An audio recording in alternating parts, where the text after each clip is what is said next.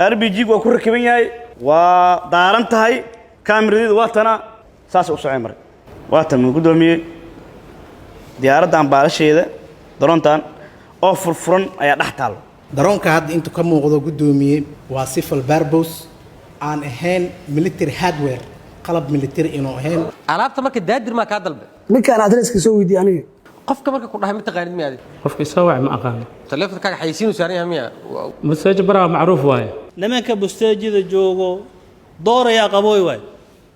nin bac wata la hebel kaale mal yaqaano laguna qiyaamo alaabtan oo ahayd machine lagu dhex qariyo alaabtan oo aan la arki karin ishii hore qabatana aysan fahmi karin FPV drone waa la hormariyay waana ay dhaaftay keenis ku eg xoga basaas iyadoo lagu qalabeeyay walxaha qaraxa ayayna argixisada caalamiga u adeegsatay dagaalo ka dhacay Suuriya, Ciraaq, Yemen, Afghanistan iyo Soomaaliya oo Daesh qaybteeda ku dhumaaleysata buuraha dhagaxa ay calmiskaad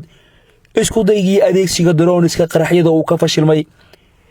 diiwaan ahaana inta la ogyahay 2010 ayaa markii ugu horeysay laga war helay in kooxaha argagixisada ay bilaaween inay adeegsadaan droneska yaryar ee muuqaal duubista suuqyadana laga heli karo waana ay jirtaa inay mar kale aad u badatay isticmaalkeeda warkaasna uu aad u baahay inta lagu guda jiray dagaalka iska caabinta ee Ukraine kala horjeedo duulaanka Ruushka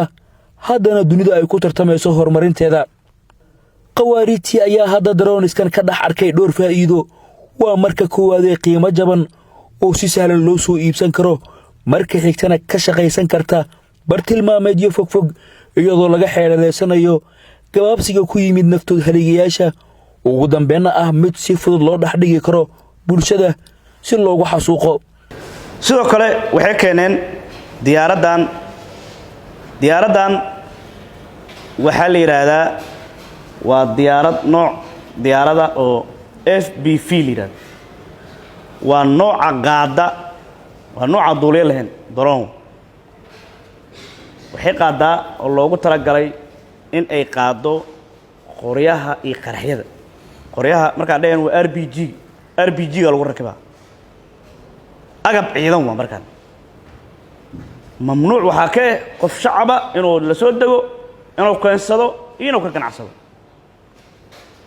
only kali waxa loo ogol yahay waa ciidamada qaranka marka waa nooca duuliye lahayn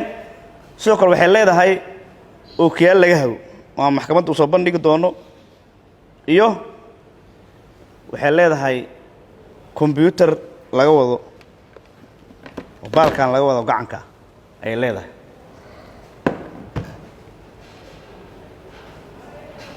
remote control-keedu waa kana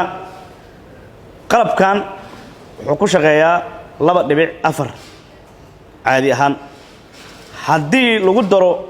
modelkeeda lagu daro dibadda wuxuu kala shaqeyn karaa ilaa 900 megahertz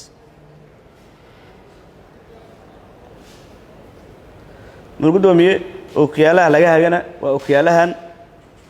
meeshaada aad joogtida gashane computer baalkan oo remote control ka qabsane daroontaada meesha aad joogtid aad hagi kursigaaga fadhisaa oo kiyaali waa ku gashayin meesha mareen wala socotaa waxa geeyay bakaaro kale